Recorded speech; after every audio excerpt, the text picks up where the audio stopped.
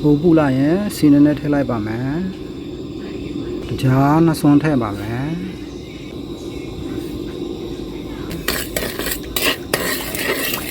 တကြားအရင်ကြော်တော့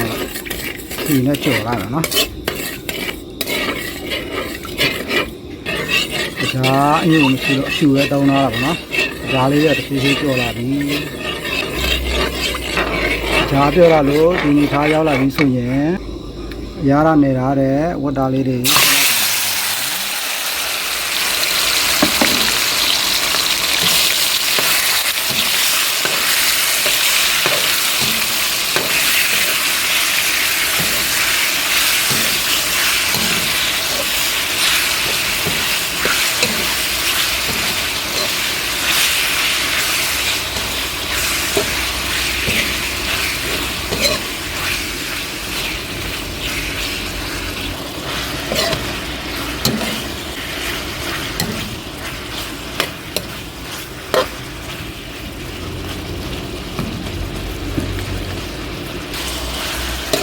ဝတ်သားလေးတွေလုံးလို့ဒီနေသားရောက်လာပြီဆိုရင်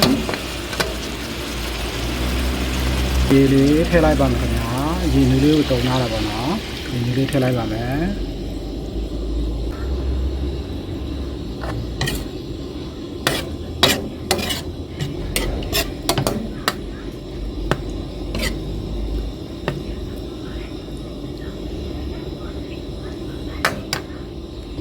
ဖုံးလေးတစ်ချက်အုပ်ထားလိုက်ပါမယ်ရပြီလားမသိနော်တစ်ချက်ဖွင့်ကြည့်အောင်ရှယ်ပဲနော်ရနေပါပြီအနက်လေးကဟွေးနေပါပြီဟာဝတ်သားလေးဒီနေထားရောက်လာပြီဆိုလို့ဆိုရင်ဒါတော့စက်သွန်ကြီးလေးစိတ်ကိုလေးထည့်လိုက်ပါမယ်စက်သွန်ကြီးနှစ်ချမ်းချမ်းသားလေးထည့်လိုက်ပါမယ်နော်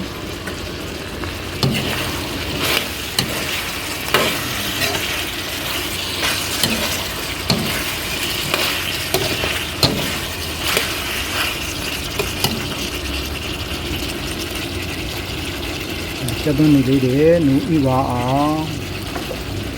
ချက်ဖုံးထားလိုက်ပါမယ်ခင်ဗျာ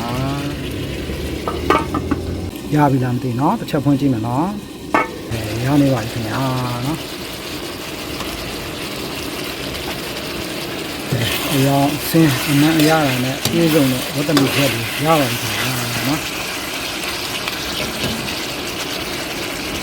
တမင်အရန်စားလို့မိတ်နဲ့ဝတ်တနီချက်လေးရပါပြီခင်ဗျာเนาะတငယ်ချင်းတို့လည်းလိုက်ပြီးတော့ချက်စားကြည့်ကြနော်